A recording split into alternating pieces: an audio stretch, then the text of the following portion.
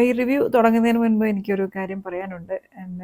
കഴിഞ്ഞ എൻ്റെ വീഡിയോ എന്ന് പറഞ്ഞാൽ 50ാമത്തെ വീഡിയോ ആയിരുന്നു സുമി ടോക്കീസിൽ. അപ്പോൾ ഞാൻ ബേസിക്കലി വളരെ വലിയൊരു മൂവി ബഫാണ്. എല്ലാ ഫിലിം ഫെസ്റ്റിവൽസിനും പറ്റുമെങ്കിൽ പോവാറുണ്ട്. സിനിമയെക്കുറിച്ച് ഒരുപാട് എഴുതാറുണ്ട്.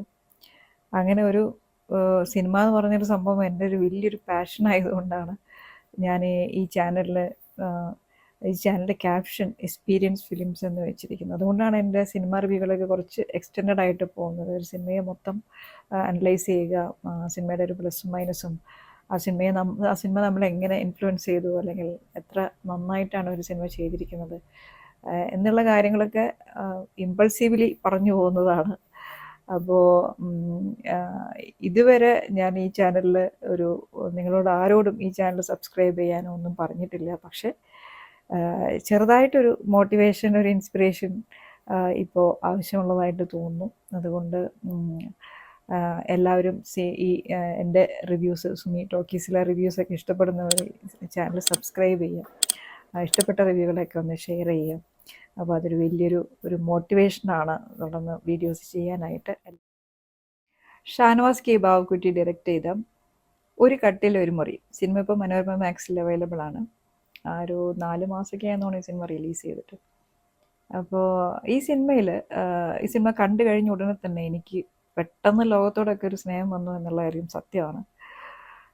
വളരെയധികം ഇഷ്ടപ്പെടുകയോ നമ്മൾ വളരെയധികം പ്രണയിക്കുകയോ ഒക്കെ ചെയ്യുന്ന ആരെങ്കിലും ഒരാളെ പെട്ടെന്നൊന്ന് കണ്ട് ഒന്ന് ഹഗ് ചെയ്തിരുന്നെങ്കിൽ എന്നുള്ളൊരു ഫീലിംഗ് ഈ സിനിമ കൊണ്ടുവന്നു എന്നുള്ളതാണ് എൻ്റെ അഭിപ്രായം. ത്രൂ ഔട്ട് സിനിമയുടെ ബോഡി മൊത്തം ഒരു സ്നേഹത്തിൻ്റെ ഒരു ഭയങ്കരമായിട്ടുള്ളൊരു ഫ്ലോ ഉണ്ട്, പ്രണയത്തിൻ്റെ ഒരു ഫ്ലോ ഉണ്ട്.